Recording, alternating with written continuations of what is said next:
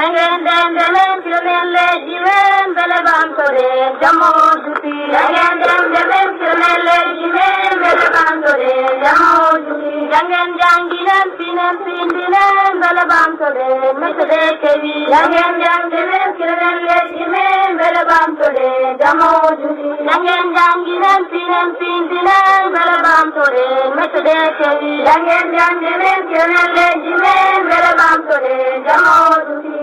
Lanki men ganden koe men sedine lenga men belabam tole jamo juti yangen jangen kirale jine. Jamallay moɗon bandiraɓe duɗal ndulmaji tonne goo on calminali en ɗam guille pasiragal en gari jokkude jande men hande noon ko hoore biir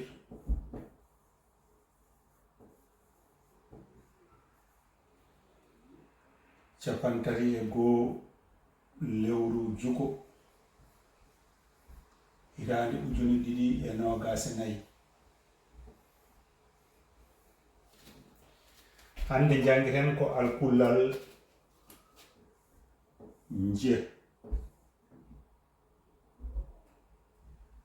alkulal nge jangiten hande nge noon ko alkulal dendinangal ko alkulal ne ɓeyda hen ge rokka en nge ko alkullal mumal ngal siddata woni ngal siddata ko en jiyata ngewuji ɗiɗi ene deggodiri sabu ko alkulle mume nayyi ɗe ganduɗa jangata. nge ko alkullal mumal ngal siddata nge ko mumal dendinangal ko alkullal ne e alkullal nge dendina. joni noon payen koye tafgo kijjande.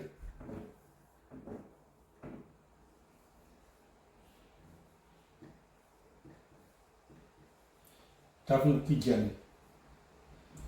wore jiggi tan e tafgo kijjande en mbawa wadde ɗum taw en kutoraki alkulle laaɓe ɗe laaɓe ɗe mbiɗen jogui ko en ko hen ko pelle ɗiɗi laaɓe dabɓe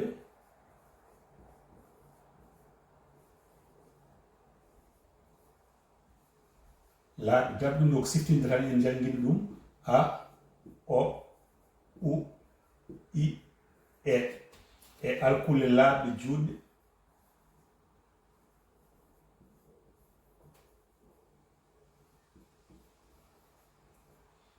ɗen ko a o u i e. joni noon tafo kujjande ko alkullal ngal ardoto tawi ko kijjande nge laaɓe juɗɗe no nge ɓeyden hen laaɓe dabɓe ɗe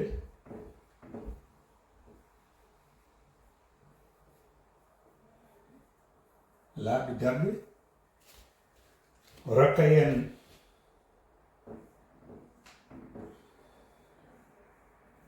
nga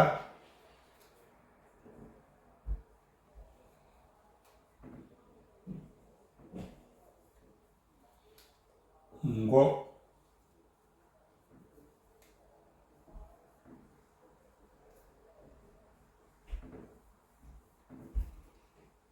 ngu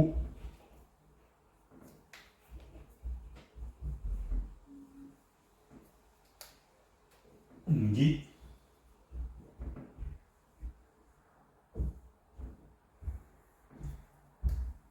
e nge. ɗo ko alkullal ngel ngal ardi keɓen nga ngo ngu ngi nge walla laaɓe dabɓe ɗe garɗo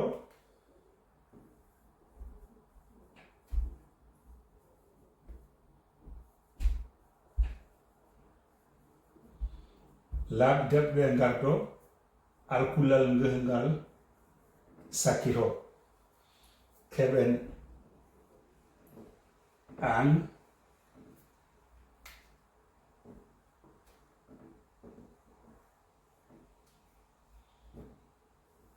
on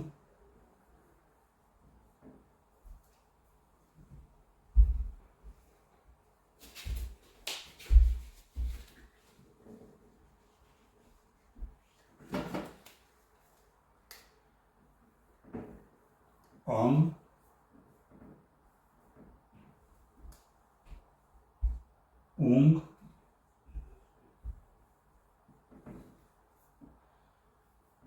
ing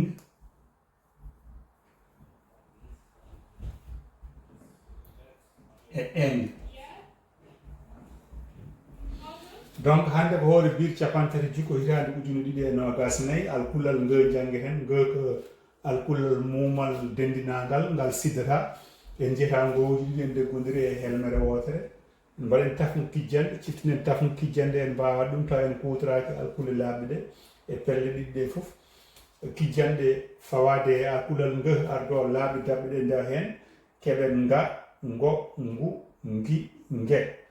laaɓi dabɓe ɗe gardo nge rewa hen keɓen ang ong ung ing eng. donc ɗum ɗo wonno tawira adande e windande men jangon ɗum gandon mbawon hettinde alkullal ngol ngal bindon ngal mbaddon ngal e laaɓi dabɓe ɗe keɓen tafno kijjande. Jamma Allah e moɗon bandiraɓe duɗal ndulmaji tonne goo on calminama calminali en ɗam guille e pasiragal en gari jokkude e jande men hande noon ko hoore bir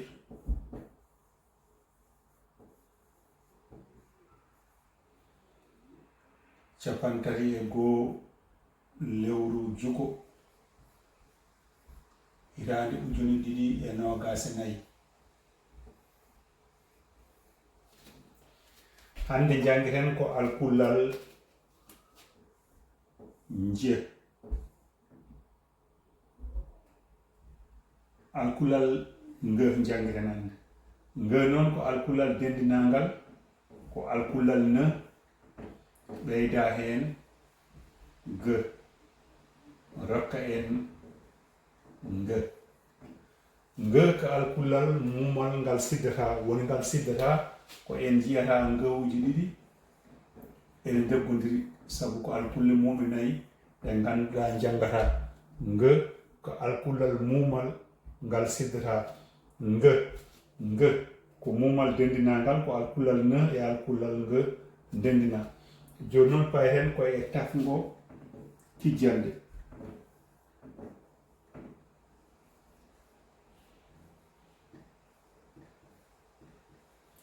tafgo kijjande wore jigui tan e tafgo kijjande en mbawa wadde ɗum taw en kutoraki alkulle laaɓe ɗe a laaɓe ɗe mbiɗen jogui ko en ko hen ko pelle ɗiɗi laaɓe dabɓe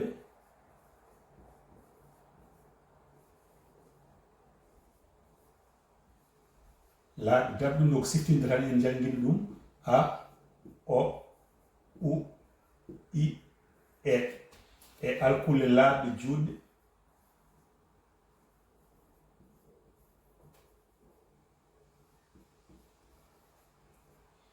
ɗen ko a o u i e. joni noon tafno kijjande ko alkullal ngengal ardoto tawi ko kijjande nge laaɓi juuɗe no nge ɓeyden hen laaɓi dabɓe ɗe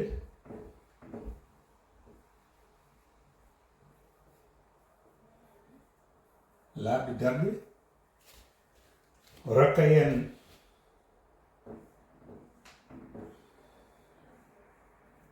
nga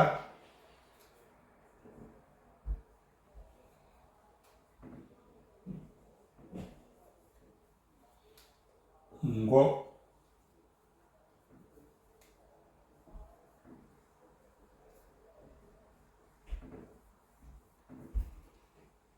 ngu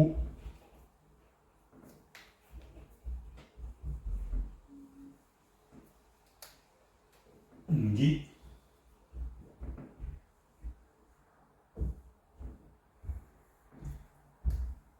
e nge. ɗo ko alkullal ngel ngal ardi keɓen nga ngo ngu ngi nge walla laaɓde dabɓe ɗe garɗo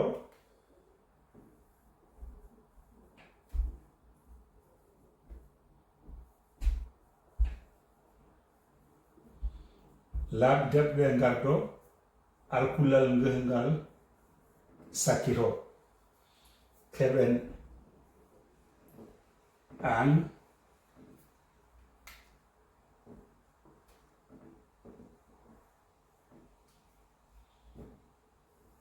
ong,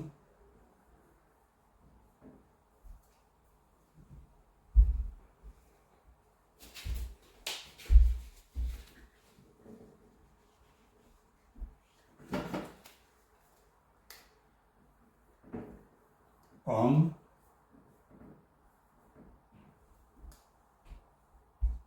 ung,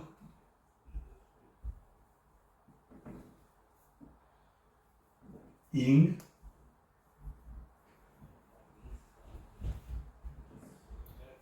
e eng. Donc hande ko hoore bir capantati jikko hitande ujune ɗiɗi e nogas nayyi alkullal nge jangge hen nge ko alkullal mumal dendinangal ngal siddata en jeeta ngowuji ɗiɗi en deggodiri e helmere wotere mbaɗen tafno kijjande cittinen tafno kijjande en mbawa ɗum taw en kutoraki alkulle laaɓɗe ɗe e pelle ɗiɗi ɗe foof kijjanɗe fawade e alkullal nge ardo laaɓi dabɓe ɗe ndewa hen keɓen nga ngo ngu ngi nge laaɓi dabɓe ɗe gardo nge rewa hen keɓen ang ong ung ing eng. Donc ɗum ɗo wonno tawira dande e windande men jangon ɗum gandon mbawon hettinde alkullal ngol ngal bindon ngal mbaddon ngal e laaɓi dabɓe ɗe keɓen tafno kijjande. Joni paren koye tafgo kelme en ciftina tan tafgo kelme ko rendinde kijjande ɗum tan woni ko mbiyeten tafgo kelme yeru sen mbi goonga goo ay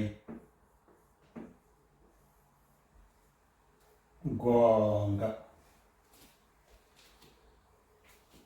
mbiyen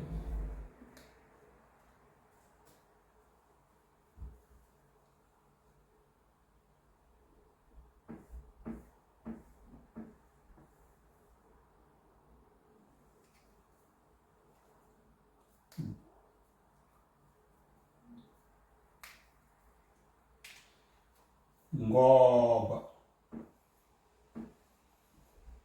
ngooba mbiyen nguunu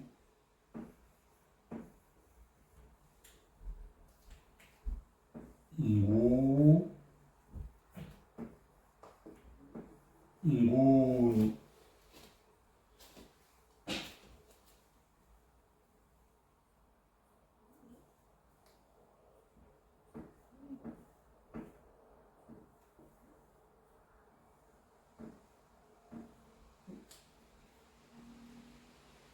ngom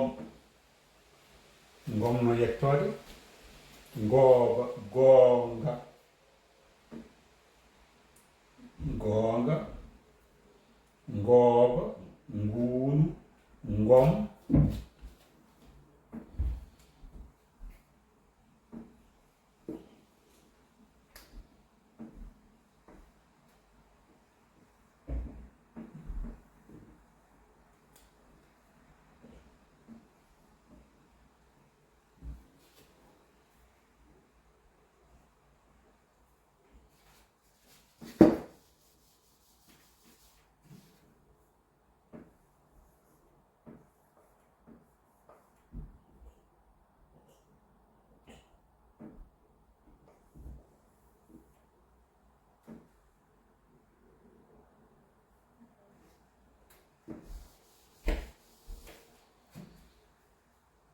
voilà mi ala inspiration to banggue ɗinon konguɗi kono oɗon mbawi yitude hen ko heewi goonga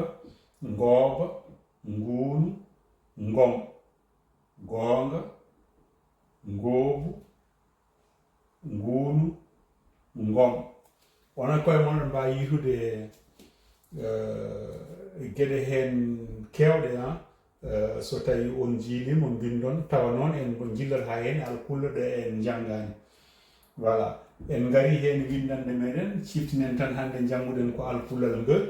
nge ko alkullal mumal dendinangal ko alkullal ne e ge ndendata wona nge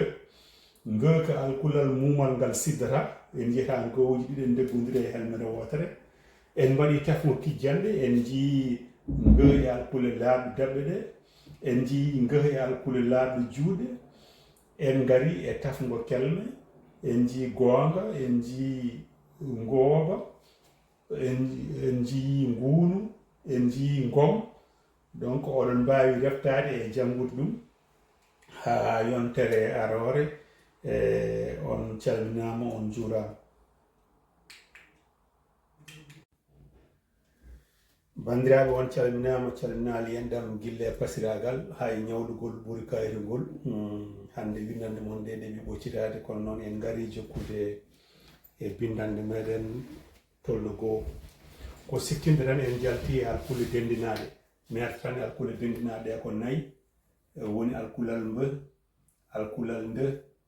alkulal nje alkulal nge ɗeɗo nayyi fof en jangguiɗe oɗon gandi koɗe alkulle muume ɗe ciddata oɗon gandi aduniɗi wiide dendinaɗe ko kanji fof won alkulle ɗiɗi dendina beela wawa rokkude hitowol joni noon paaɗen koye alkulal nge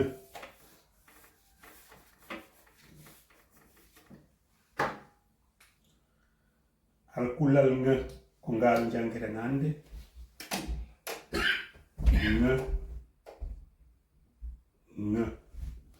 nge ko alkulal muumal ciddowal sabu eɗen mbawi dañde ngeuji ɗiɗi ene deggodiri nge eɗen nana ɗum so tawi a wi ngari so tawi a wi kanŋe so tawi a nani ngori sa nani bange sa nani jangde fof nge ene ara hen nge ko muumal ciddowal eɗen mbawi arde nder helmere wotere dañen hen ngohuji ɗiɗi joni noon payen e tafgo kijjande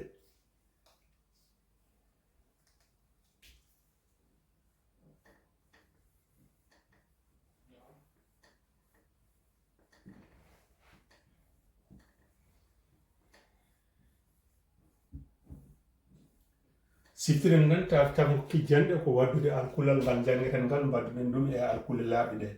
laaɓe ɗe ngandi joguiɗen ko pelle ɗiɗi laaɓe dabɓe a o u i e laaɓe durtaɗe a o u i joni noon mbadden laaɓe dabɓe ɗe e alkulal nge o ardo laaɓe dabɓe ɗe ndewa hen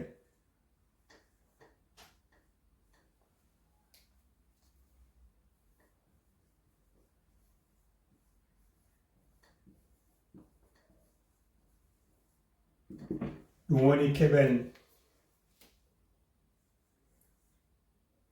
nga ngo ngu ñi ñe nga ngo ngu ñi ñe walla laaɓe dabɓe ɗe garto alkulal ngal rewa hen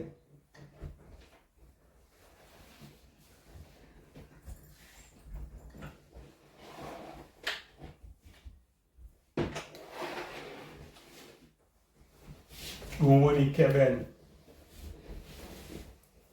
an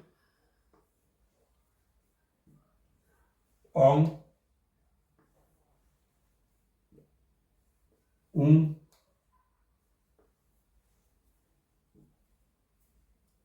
in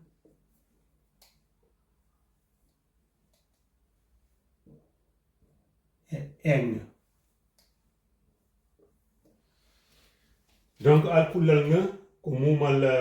ciddowal mbaɗen tafgo kijjande alkulal nge ardo laaɓe dabɓe ɗe ndewa hen keɓen nga ngo ngu ñi ñe nga ngo ngu ñi ñe walla noon laaɓe dabɓe ɗe gardo alkulal nge ngal rewa hen keɓen an on in en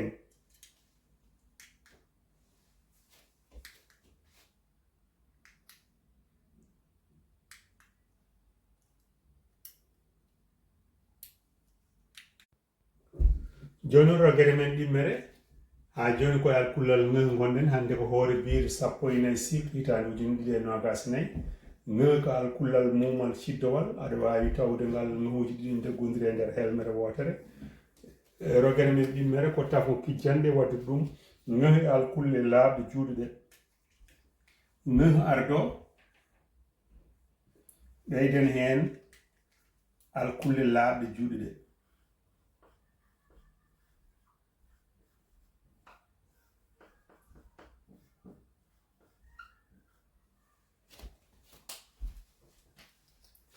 ɗum woni keɓen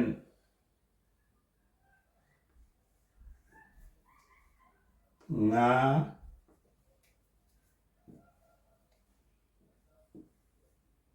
ngo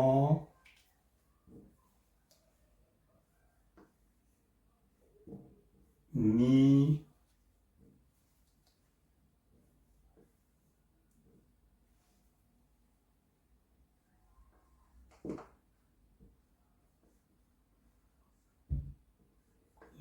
nge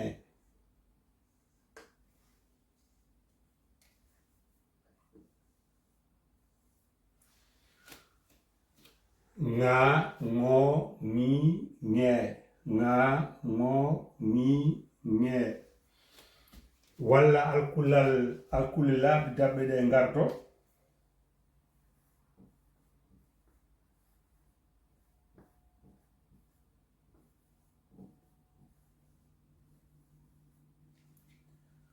alkullal ngengar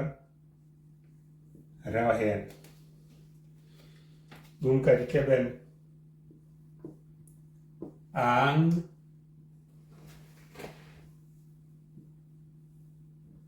on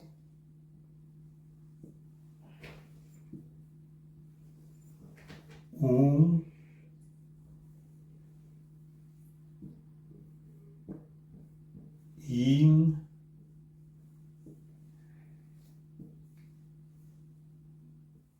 e eng donc alkulle laaɓde juuɗe ɗe gardo alkullal ngehre hen keɓen an on in en donc ngeh alkullal mumal ciddowal tanko kijjande mbadden ɗum e alkulle laaɓde ɗe ɗo gonɗen koye e laaɓde juuɗe ɗe ndewa e alkullal ngeh ngal keɓen nga ngo ngu ñi ñe ngu diwi ngu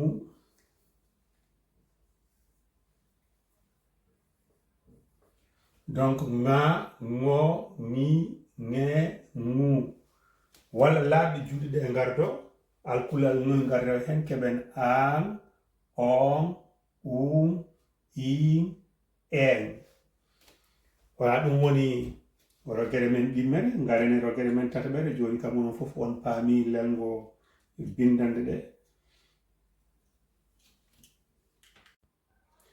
artude ha joni non paaɗen koye tafgo kelme eɗen gandi tafgo kelme ko renndinde kijjande tan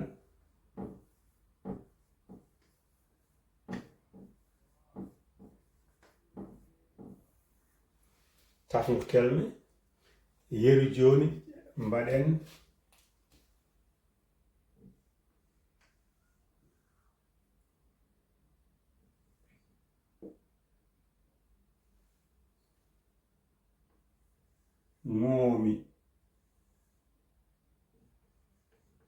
ngoomi hay ɗo joni en ndendin ngo ko jannguɗen ɗo joni e mi rokka en ngoomi noon ko inde jinnaɗo amen goto so wirte noon ngoomi eɗen mbawi windude kadi jangde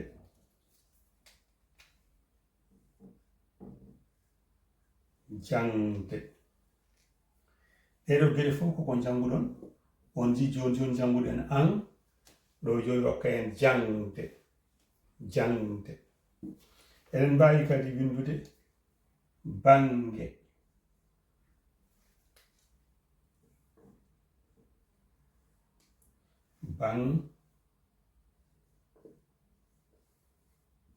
nge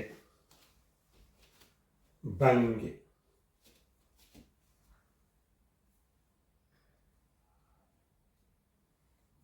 langde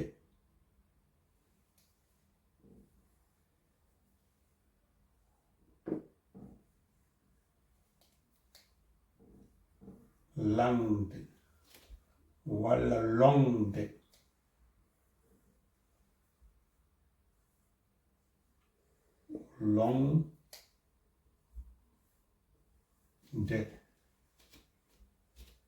longde ko noonne kadi jiiren fongude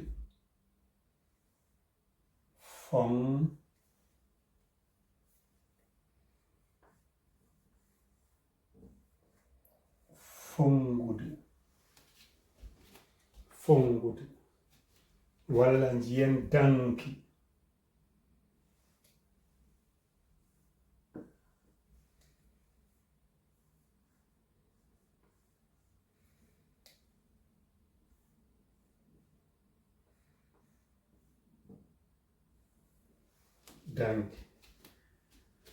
voilà en ngari e tafgo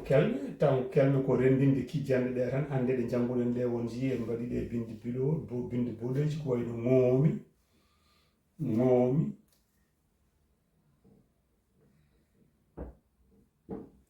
jangde bange langde longde fongude danki voilà ɗum noon on mbiyama jangde jaam deftuɗon hen bindon jangon yo Allah rokku en hawrude hoore biir garowo so Allah jaɓi